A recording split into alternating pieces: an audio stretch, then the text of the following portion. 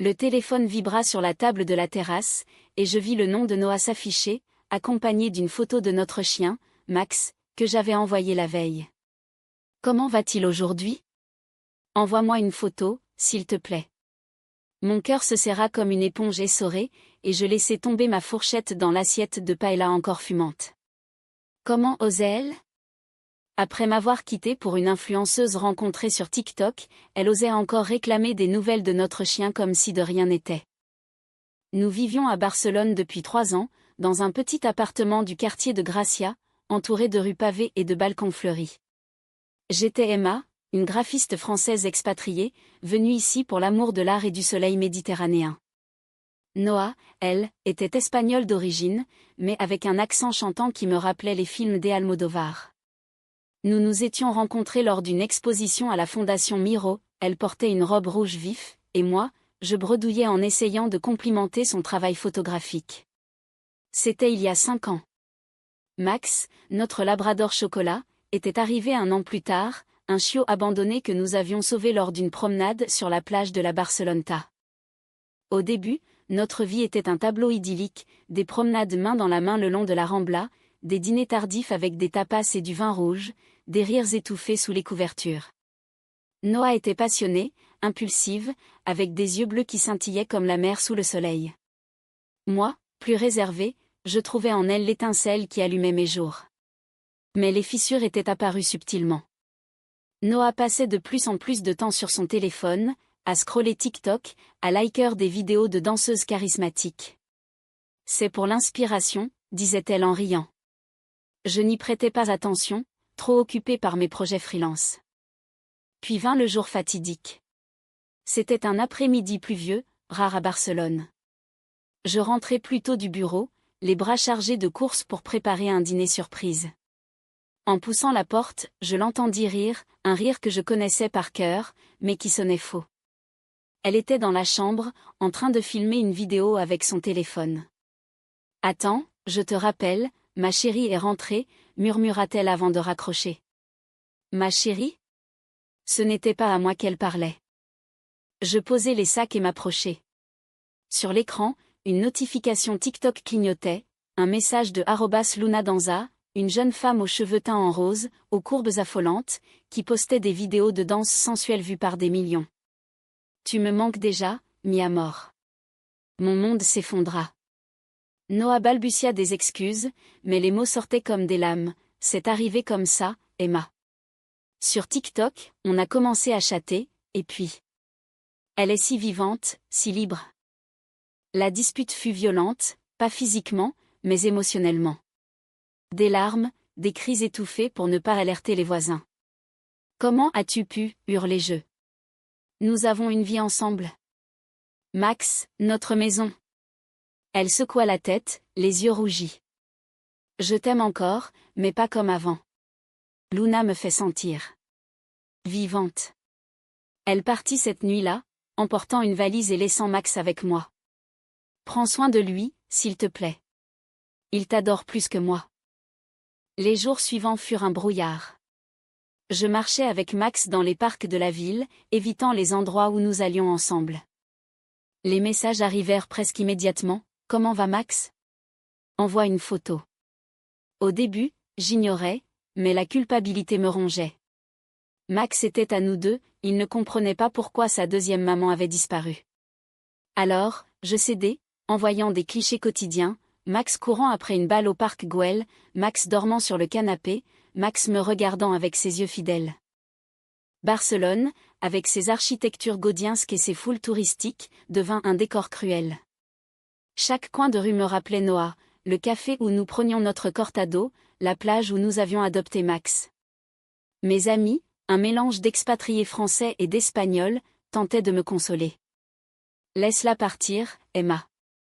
TikTok, c'est éphémère, disait Marie, ma meilleure amie, lors d'un verre en terrasse. Mais comment oublier? Noah n'était pas qu'une amante, elle était mon ancre dans cette ville étrangère. Un soir, alors que je promenais Max sous les lumières de la Sagrada Familia, mon téléphone sonna. C'était elle. Emma, Je peux venir voir Max? Juste 5 minutes. Mon cœur battit la chamade. Était-ce une ouverture? Ou une nouvelle blessure? J'acceptai, par faiblesse ou par espoir. Elle arriva, plus belle que jamais, avec un parfum de jasmin qui me fit chavirer. Max sauta dans ses bras, que frétillante. Nous parlâmes, maladroitement, de tout et de rien. Luna est géniale, mais... Max me manque. Toi aussi, un peu. Un peu? Cela me transperça. Cette rencontre raviva les flammes. Je commençai à rêver d'elle la nuit, à revivre nos moments intimes, des baisers volés dans les ruelles du Bari gothique, des week-ends à Kadaké où nous peignions nus sur la plage. Mais la réalité était cruelle. Sur TikTok, je vis des vidéos de Noah et Luna, elles dansaient ensemble, riaient, s'embrassaient. C'était public, humiliant. Pourtant, les messages pour Max continuaient, comme un fil ténu nous reliant. Je décidai de me reprendre. J'inscrivis Max à des cours d'agilité, rencontrai de nouvelles personnes dans des groupes LGBT de la ville. Une femme, Sophia, une artiste comme moi, me fit la cour. Elle était douce, stable, l'opposé de Noah. Nous sortîmes, rîmes, mais au fond, mon cœur était ailleurs. Un jour, Noah m'appela en pleurs. Luna m'a trompé. Avec un autre influenceur. C'est fini. Ironie du sort. Elle voulait revenir, voir Max et moi? J'hésitais. La trahison brûlait encore. Mais en la voyant ce soir-là, effondrée sur le canapé, caressant Max, je sentis une vague de compassion. Nous parlâmes jusqu'à l'aube, déversant nos vérités. Je t'ai blessée, Emma. J'étais perdue dans ce monde virtuel. Je pleurais, elle aussi. Peut-être y avait-il une chance. Ou peut-être pas. Les semaines suivantes furent un tourbillon d'émotions contradictoires. Noah revenait sporadiquement, prétextant voir Max, mais nos conversations s'allongeaient, se chargeaient d'une intimité retrouvée. Barcelone, avec son rythme effréné, semblait conspirer pour nous rapprocher. Une fête de la Mercey où nous nous croisâmes par hasard, un feu d'artifice illuminant le ciel tandis que nos mains se frôlaient. « Souviens-toi de notre premier feu d'artifice ici », murmura-t-elle, et je hochai la tête, le cœur serré. Pourtant, la méfiance persistait. Je suivais encore @lunadanza sur TikTok, masochisme pur. Ces vidéos montraient une vie glamour, des voyages sponsorisés, des fêtes interminables. Noah avait-elle vraiment rompu? Ou était-ce une pause? Je posai la question un soir, après un dîner improvisé chez moi. C'est fini, Emma. Elle était superficielle. Toi, tu es réelle. Ses yeux brillaient, et elle m'embrassa. Un baiser doux, hésitant, qui raviva des souvenirs enfouis. Nous recommençâmes doucement.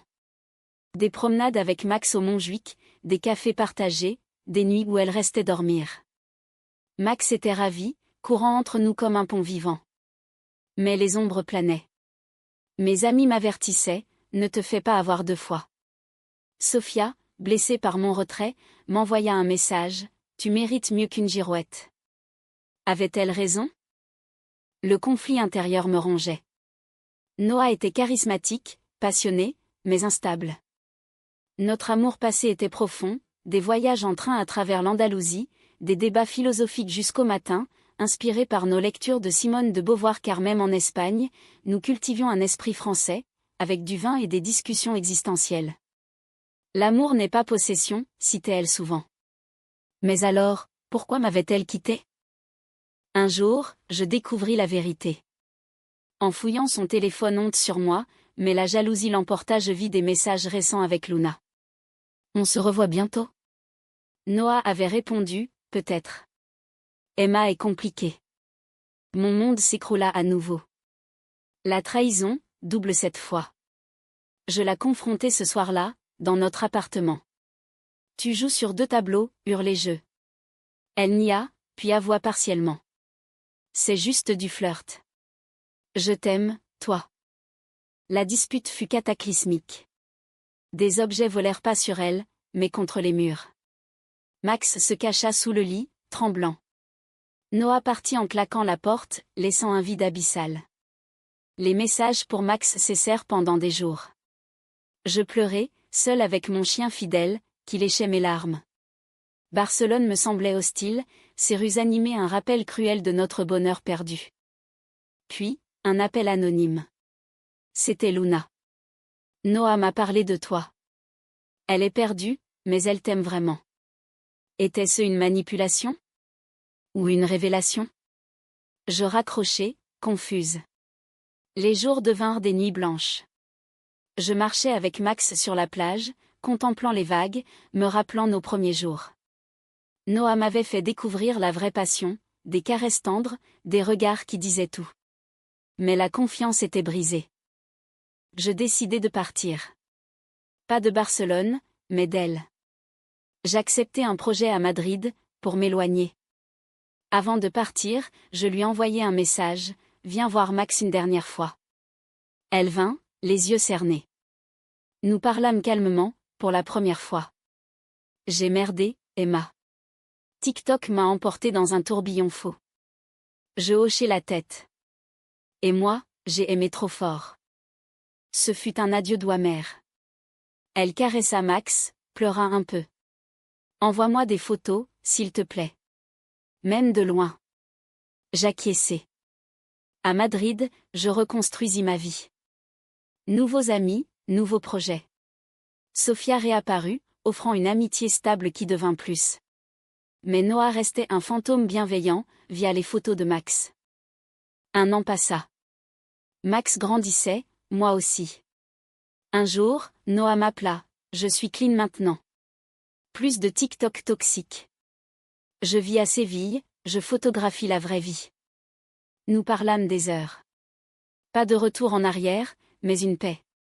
Elle envoya une photo d'elle avec un nouveau chien. Inspirée par Max, je souris. La vie continuait, avec ses cicatrices et ses beautés. Barcelone était loin, mais les souvenirs restaient, doux comme un vin vieilli. Madrid m'accueillit avec son énergie brute, ses plazas animés et ses musées qui me rappelaient pourquoi j'aimais l'art. J'habitais un petit loft près du Retiro, où je promenais Max tous les matins, observant les joggeurs et les familles. Sofia devint une présence constante, une femme de 30 ans, aux cheveux noirs ondulés, sculptrice passionnée.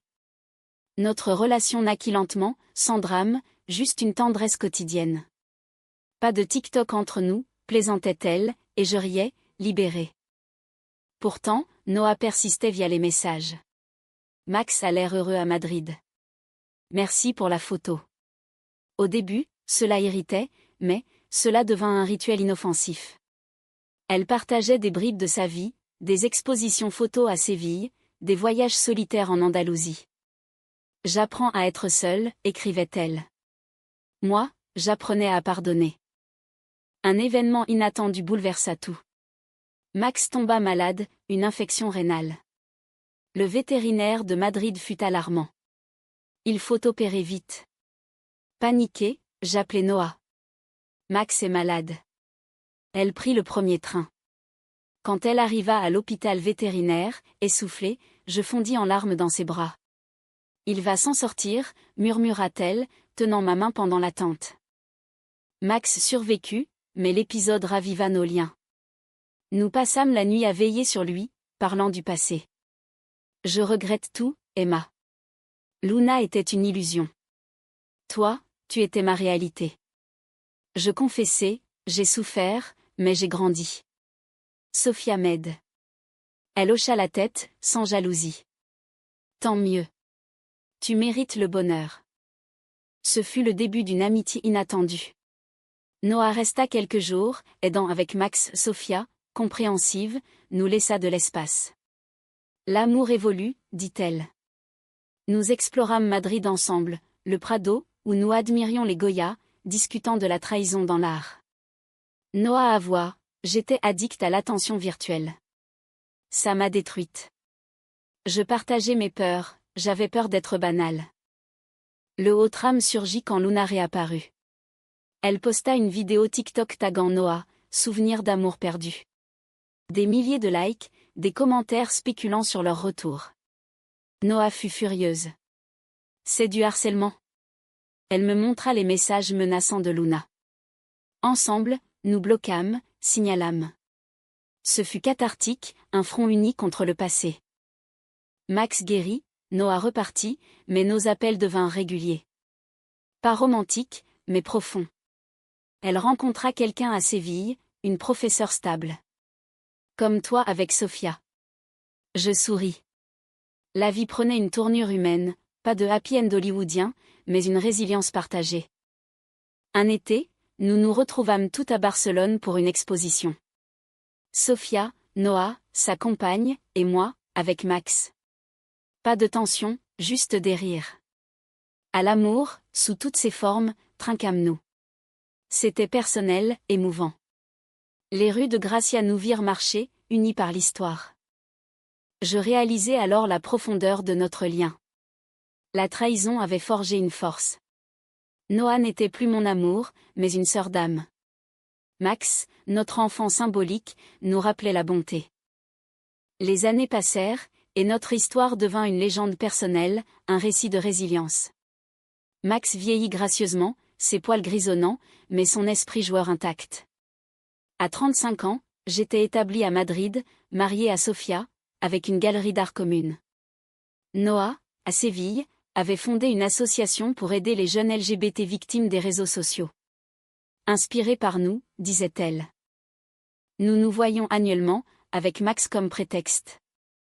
Lors d'une visite, elle confia, « Sans toi, je serais perdue. » Je répondis, « Sans la douleur, nous n'aurions pas grandi. » C'était vrai.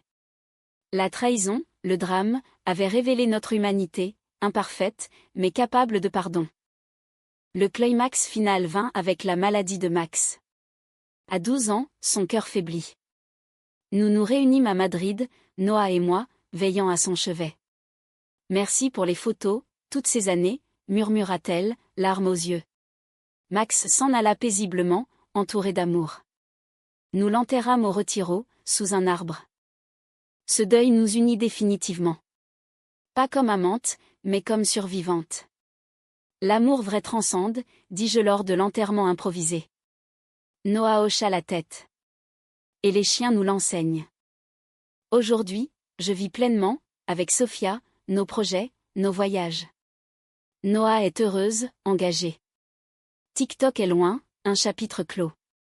Notre histoire, kitsch et profonde, rappelle que la vie est un mélange de passion et de pardon.